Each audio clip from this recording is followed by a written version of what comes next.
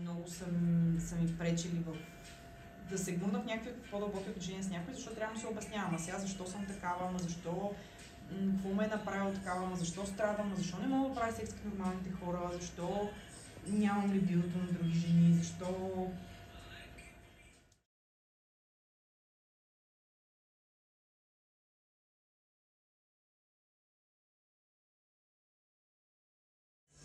Писането и изверенето в телефоните.